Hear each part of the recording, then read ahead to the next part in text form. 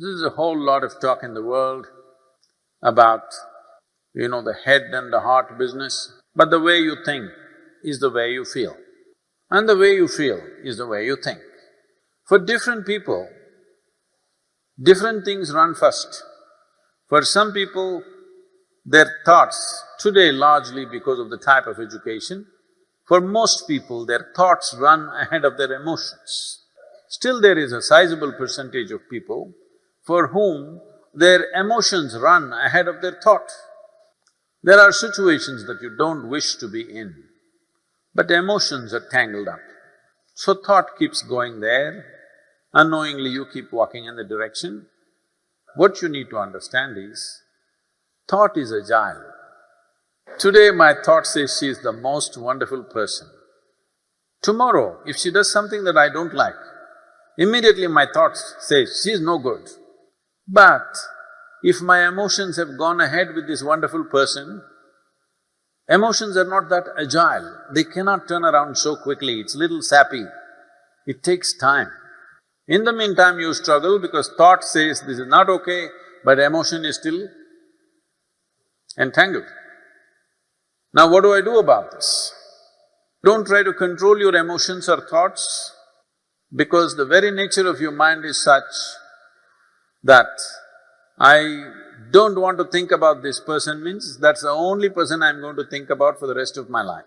So, when compulsive thoughts and emotions come, first and foremost thing that you do is, you simply see them for what they are. You don't try to resist them. The moment you resist, they will multiply. In this mind, you don't have subtraction and division, you only have addition and multiplication. So, what you need to do, one thing is, just understand that thought and emotion are just a recycle of the data that is already there, something that you remember.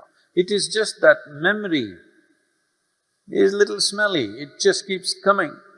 You just have to see it like that, little distance from that.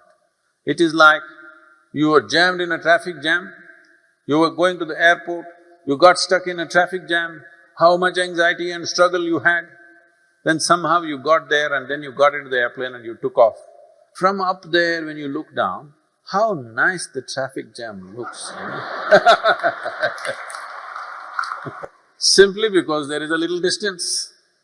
Still the same traffic jam, but because there is a distance, suddenly there is nothing to it. Similarly with your thought and emotion, a little bit of practice to create a little distance from your physiological processes and your psychological processes come.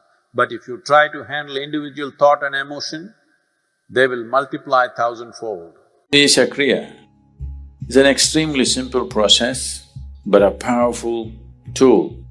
These three ingredients, your breath, your thought and your awareness, in the right combination, if you use them, your ability to use the mind and the body is so greatly enhanced that you almost look superhuman for somebody else.